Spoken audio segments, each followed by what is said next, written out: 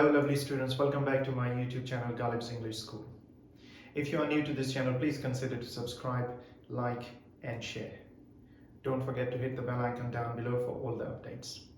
In this series, I'm going to talk about how to attempt your GCSE's English Language Paper 1 and Paper 2 in an effective way. So, I'm going to go through the whole exam paper. I will tell you how to attempt each question in a better way to achieve better grades. So let's get started.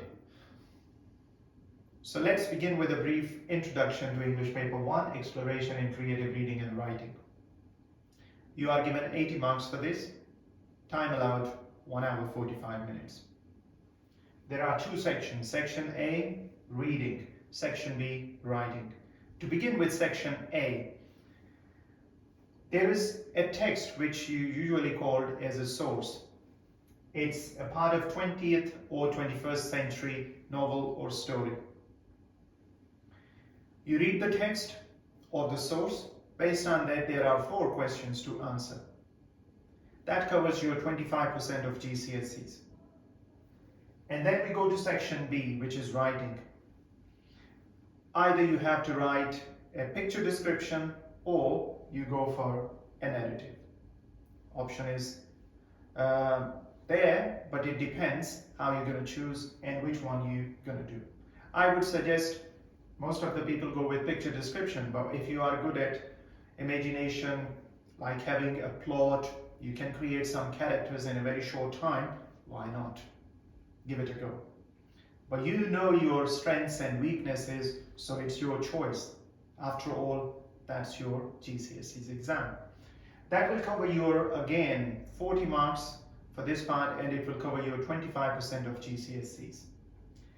If we divide this question into 2 main categories, because it's just one question in the whole section, you are given 40 marks for that.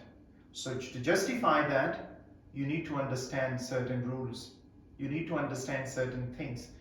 So if you talk about the content organization, how you're going to describe things, how you're going to create your story, what will be your overall structure, you will be given 24 marks for that.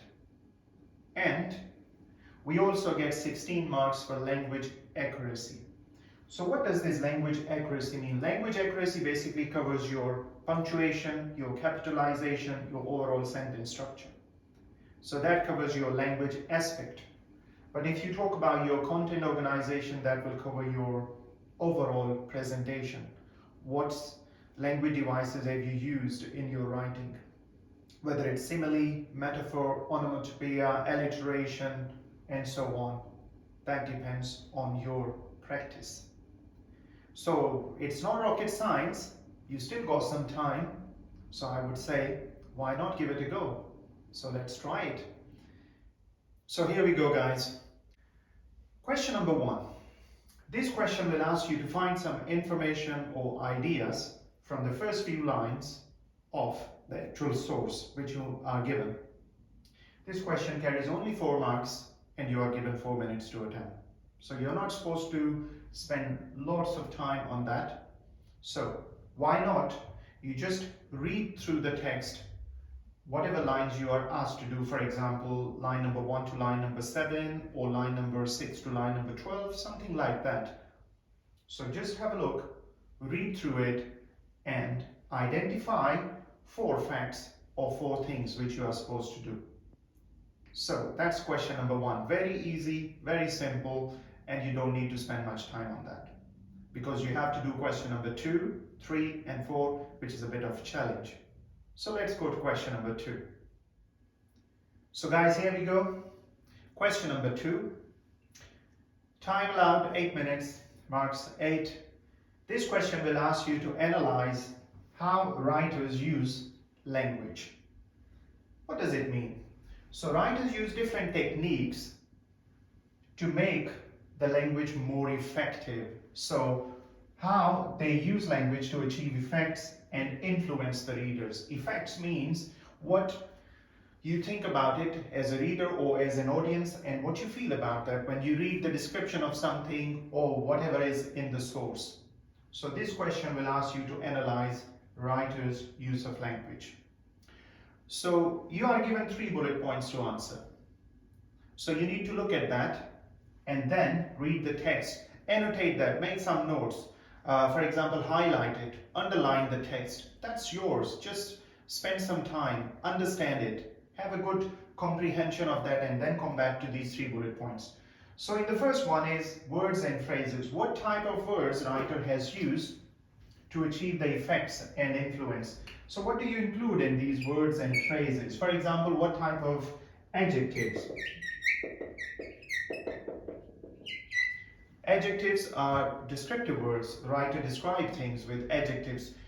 For example, a writer is trying to create a scene where he is describing horrible weather. So what type of adjectives writer has used?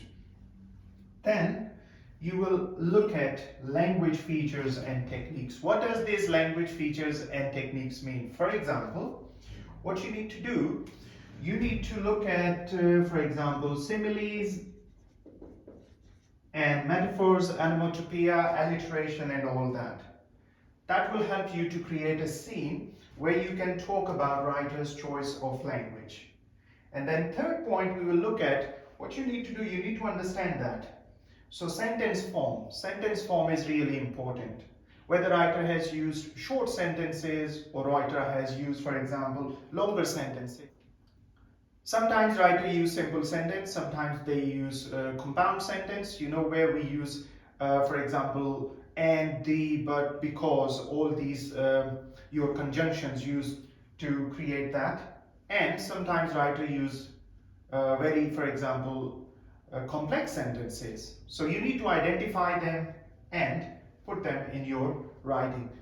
That point will really help you. PEE. Point, evidence, and explain. So whatever you are trying to claim, you need to support that from the text which writer has written.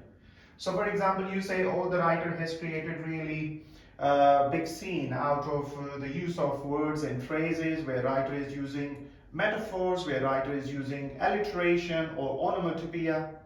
How are you going to justify that? Go back to text, point it, evidence, and explain in your own words. So that's what you are supposed to do in question number 2. So roughly I would say, like, go through the text, annotate it, make some points, highlight it, and then you can come back to answer these questions. Very simple. Just look at the words and phrases, what type of words writer has used, and phrases to create an effect, language features, simile, metaphor, onomatopoeia, alliteration, pathetic fallacy, personification. You need to understand that and identify them from the text. And you will give some quotes to justify your point.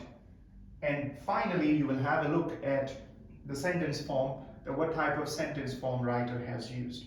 Whether writer has used shorter sentence, longer sentence, or writer has used a mix of both or something like that. So I would say, guys, that's question number 2. So we covered question 1 and question 2. If you have any questions, just drop them in the comment section below and I'll get back to you. Don't forget to subscribe to this channel to prepare yourself for English Language Paper 1 and Paper 2. Thank you very much for watching.